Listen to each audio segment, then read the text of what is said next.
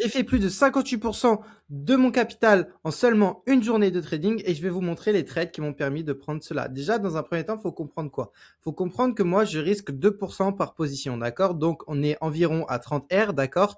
Mais en risquant 2%, par conséquent, ça fait à peu près 58%. Donc, dans un premier temps, j'aimerais clarifier une chose. Je ne fais pas de copy trading, d'accord? Donc, toutes les personnes qui m'envoient des messages en disant tu peux m'envoyer tes trades, je peux te payer, nanana, je ne fais pas ça. Je forme des traders, j'accompagne des traders jusqu'à la rentabilité, d'accord? Mais je ne fais pas de copy trading. Moi, mon objectif, il est simple avec les traders, c'est d'avoir une vision sur 3, 4, 5, 6 ans pour monter un projet et que tout le monde puisse en tirer profit, d'accord? Le copy trading, ça va ne m'apporter aucune plus-value sur le long terme à part de l'argent maintenant, d'accord? Et de l'argent maintenant, j'en ai pas besoin parce que j'en fais avec mon trading. Donc, ce que je veux, c'est former des traders. Donc, tous ceux qui m'envoient des messages copy trading, je ne réponds plus parce que ça me prend trop de temps déjà à répondre et je n'en fais pas. Donc, au moins, ça, c'est clair. Pourquoi je n'en fais pas? C'est simple, vous allez le voir juste avec ces trades-là. Il n'y aura pas 10 000 explications. C'est juste que je fais des entrées au marché. Je fais des exécutions directes. Dès que je vois un niveau se faire rejeter, j'exécute. Donc, j'ai pas le temps d'aller sur Telegram, envoyer un message en disant point d'entrée, j'ai pas le temps. J'ai pas le temps, donc c'est juste vous allez rentrer plus tard et vous allez perdre du risk reward. C'est pas intéressant pour vous, c'est pas intéressant pour moi. Donc, je mets un point à cette discussion, mais je ne fais pas de copy trading. Ok. Donc, j'ai fait 58% en une seule journée de trading. Donc, la preuve, elle est juste ici. Donc, vous voyez, donc ça, c'est ma première position, c'est ma vente ici qui m'a donné de beaux risk reward.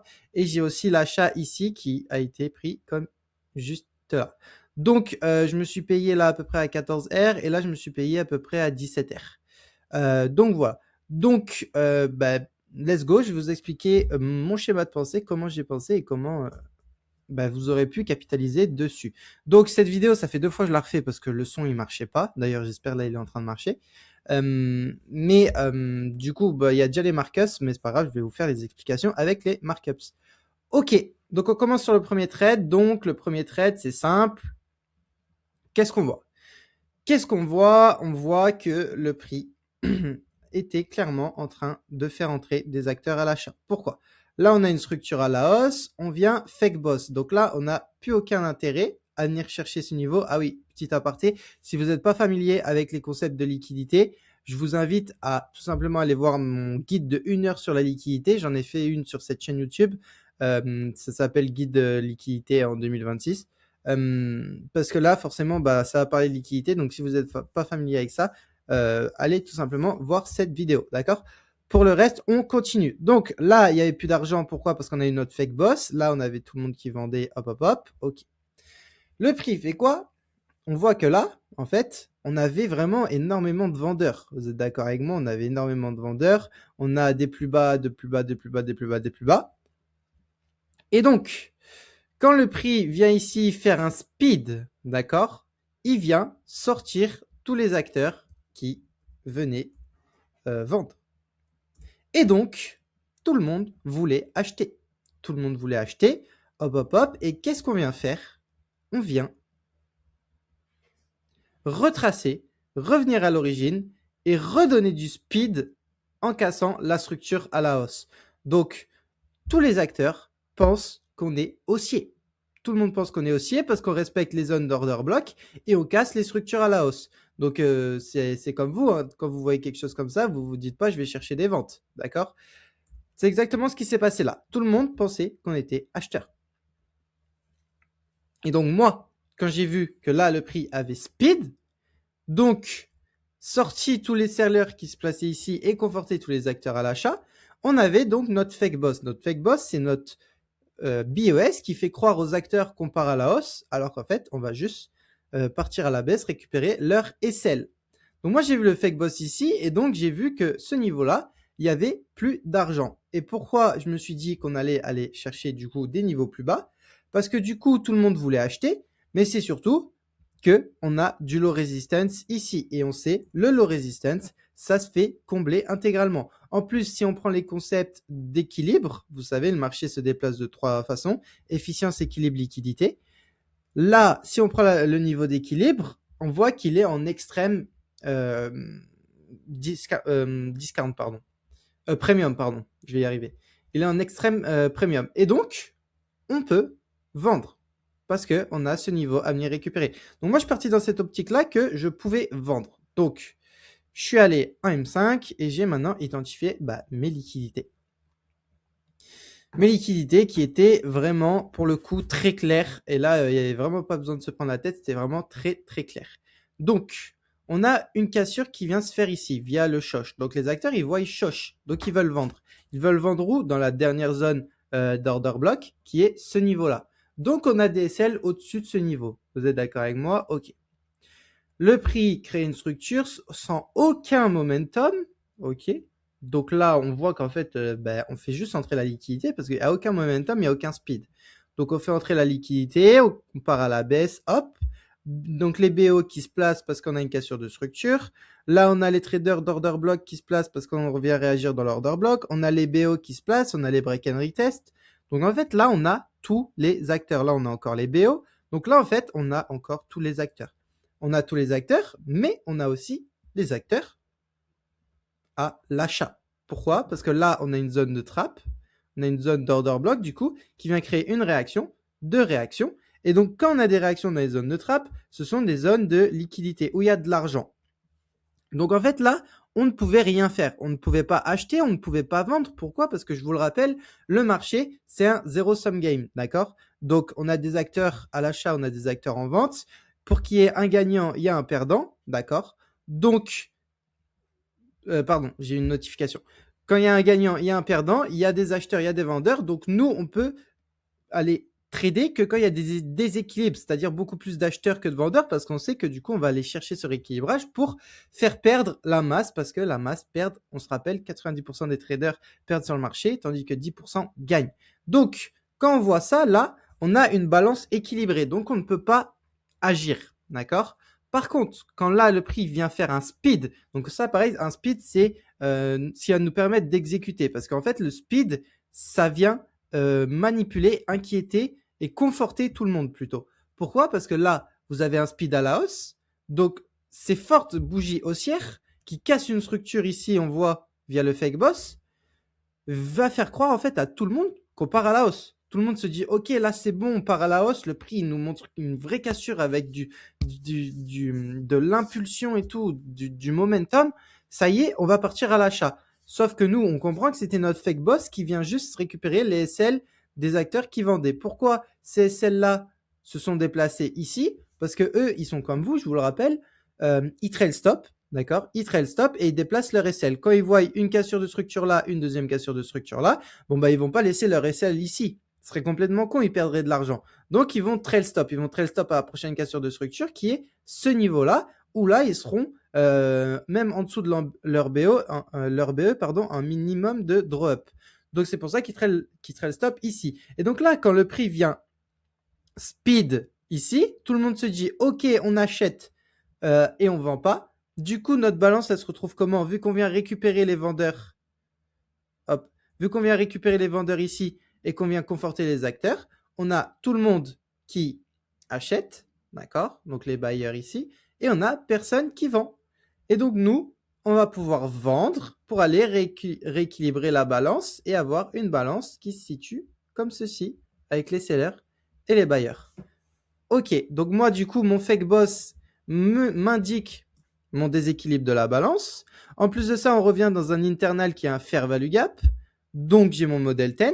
Donc c'est ok. Et c'est là aussi la différence avec ceux qui perdent de l'argent avec leur stratégie mécanique et ceux qui comprennent le prix. C'est parce que là, vous allez vous dire,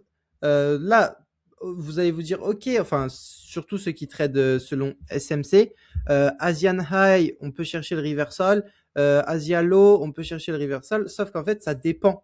Ça dépend s'il y a de la liquidité ou pas. Là, en l'occurrence, votre contexte d'Asia High, on peut chercher le reversal marche, parce que comme je vous l'ai dit, on a de la liquidité qui a été saisie. Par contre, si vous aviez de la liquidité ici, que là, vous avez l'Asia High et que vous cherchez à vendre, en fait, vous allez vous faire manipuler pour ensuite partir. Parce qu'il n'y avait pas de liquidité à ce niveau-ci, d'accord? Donc voilà. Du coup, moi, bref, j'ai mon déséquilibre de la balance, j'ai mes acteurs à l'achat, j'ai tous ceux qui vendaient qui se sont fait sortir. Donc, je vais pouvoir passer en M1 pour chercher à exécuter Et en M1, c'est exactement la même chose. On utilise la fractalité, d'accord? Donc là, on a, pour moi, ma cassure de structure qui se fait ici, d'accord? Parce que là, je n'avais pas de modèle 10, c'est-à-dire que là, vous voyez, on a une cassure ici, vous êtes d'accord avec moi, mais on a ce niveau qui vient pas récupérer de liquidité. Donc, il recasse à la baisse. Donc là, j'ai mon vrai choche et j'ai une structure qui vient se faire juste ici. Donc là, c'est ce qu'on appelle sortir les early sellers en l'occurrence ici, mais les early actors. Il faut comprendre qu'en M1, pour exécuter, vous devez avoir un cycle. Un cycle qui se fait, c'est-à-dire manipuler ceux qui se placent trop tôt. Parce que les market makers, quand ils veulent faire leur mouvement, veulent être seuls. Donc, ils vont manipuler même ceux qui se placent en avance. Et donc, à ce niveau-là, on avait les SL des acteurs qui se plaçaient tôt. Pourquoi? Parce qu'on avait une cassure de structure. Donc là, on vient faire mon modèle 10 et réagir aux 50% de l'order block. Attendez, je vais juste enlever cette zone. C'était plus tard. Réagir aux 50% de l'order block avec une belle mèche de rejet. Donc moi, je me suis dit, OK, là, j'ai mon speed, j'ai mon momentum, parce que là, j'ai du déséquilibre. Donc, quel est le PGRA rempart? Le PGRA rempart, c'est le dernier PGRA de ta structure, de ton niveau. Et moi, c'était ma zone de rejection. Donc, j'aurais pu exécuter ici, mais ça aurait été plus risqué, entre guillemets. Donc, j'ai préféré attendre le rejection. J'ai exécuté dans le rejection, donc ici, hop, juste là, voilà. SL, juste là, ok, parfait. Et du coup, je me suis fait déclencher et là, je suis allé chercher la première zone de trap qui était ce niveau-ci. Donc, voilà pour le premier trade. Et donc, l'histoire continuait parce que du coup, moi, j'étais baissier jusqu'à ma zone de trap majeure ici, mais j'ai préféré me payer plus tôt parce que j'avais pas besoin forcément de plus et j'avais une certaine envie de sécuriser mes gains et de finir ma semaine, d'autant plus qu'on était mardi. Donc, je me suis payé ici, ok.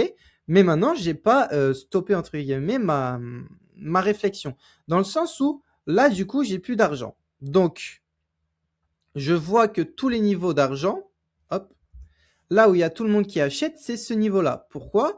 On se rappelle toujours la même chose. On a des réactions, des réactions, des réactions, une réaction, d'accord? Donc en fait là on a tout le monde qui achète. Donc le déséquilibre de la balance, si je vous le rappelle avec tous les vendeurs et tous les sellers et tous les acheteurs, se fait à partir de la saisie ici. Ce fake boss là crée le déséquilibre avec tous les acheteurs qui sont sortis, d'accord? Et donc ce qui est intéressant, c'est que là, on a cette mèche-là. Vous allez vous dire, ouais, mais pourquoi le prix il a fait ça? Le prix ne laisse jamais rien au hasard. Vous allez comprendre qu'en fait, c'était juste pour revenir dans cet order block ici. Cet order block-là qui vient donc nous créer la contrepartie, c'est-à-dire faire entrer des sellers pour nous permettre, nous, d'acheter. Parce que là, du coup, en cassant cette structure et en réagissant dans l'order block, tout le monde se dit, OK, bon, bah, le prix, il est clairement baissier, il veut partir à la baisse parce qu'il réagit dans l'order block et il casse la structure à la baisse.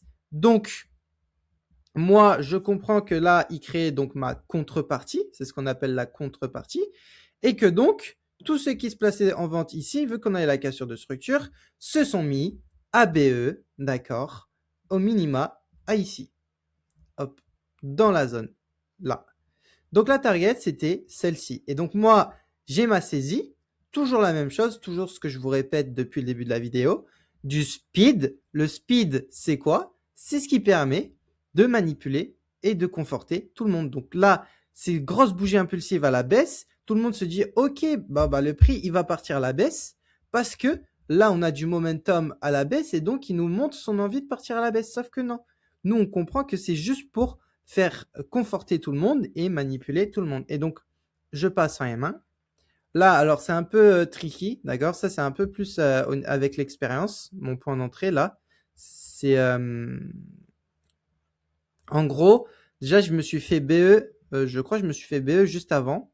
Quelque part par là, je me suis fait BE, ok? Le prix a refait un plus bas, et donc j'ai vu qu'il faisait quoi? J'ai vu qu'il libérait donc ce qu'on appelle un 3 Zenjan pattern. 1, 2, 3, qui crée donc un niveau high resistance. Et d'après mon expérience, d'après ce que j'ai pu récolter de mes insights, etc., quand le prix crée two candles pattern, donc deux bougies haussières, je peux entrer directement au marché. Et c'est pour ça que je vous dis que le copy trading, je peux pas faire. Parce que là, j'exécute ici, Moi, le temps que je vous dise, vous devez rentrer à tel niveau, SL là, TP là, vous serez déjà ici et vous aurez perdu énormément de risk-reward.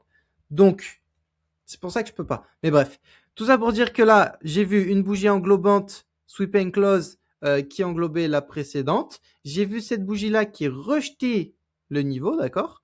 Et donc qui clôturait au-dessus du corps de l'ancienne bougie. Donc pour moi, c'était un signal clair que le prix voulait partir à la hausse. Il vient dans mon drawdown, mais j'ai de la chance, oui et non, parce que le drawdown c'est fait pour ça. Le prix, donc ma mèche était bien un niveau HR. Et donc j'exécute. Et le prix part tout simplement à la hausse. Donc voilà. Donc voilà pour cette vidéo. J'espère que ça vous a éclairé, vous y avez pu avoir plus clair. Comme je l'ai dit, d'accord, j'ai un school. Le school, je donne tout mon savoir, je donne tout ce que je sais. Moi, je pars du principe qui est simple. Dans l'industrie de la formation, entre guillemets, je suis tout nouveau parce que, comme je vous l'ai dit, j'ai un projet que je veux mener à bien, etc. Et donc, c'est pour ça que je dois commencer à me faire connaître, je dois commencer à me développer, etc. C'est pour ça que je donne tout gratuitement, entre guillemets, parce que les gens doivent voir ma compétence, les gens doivent voir mon savoir, etc. C'est pour ça que pour le moment, je donne tout gratuit. J'ai un school qui est à 50 € par mois. Il y a des gens, ils vendent ça 5 000 €. Je vous aide à devenir rentable en trading. Ils font des accompagnements à 5 000 €. Je vous le fais à 50 € par mois parce que je suis en train de me développer dans cette industrie. Je suis en train de commencer à faire les vidéos YouTube, etc. Donc profitez-en. Commencez pas à hésiter. Enfin, 50 € pour être rentable en trading, faire des payouts, etc. Enfin, pour moi, je comprends pas, mais faites ce qui est bon pour vous. Moi, là, je vous donne tout gratuitement. Peut-être que dans 2 mois, j'aurai commencé à avoir de la commu, etc. Je vais augmenter drastiquement mes prix, d'accord? Pour le moment, je vous ai montré mon savoir, je vous ai montré que c'est possible par A plus B. Je peux pas être plus clair que ça. J'ai mon screen MT5, j'ai les charts, j'ai l'explication. Donc voilà. Sur ce, passez une bonne journée. Et moi, j'espère que j'aurai pas à faire 3 fois cette vidéo parce que ça commence à me saouler. Et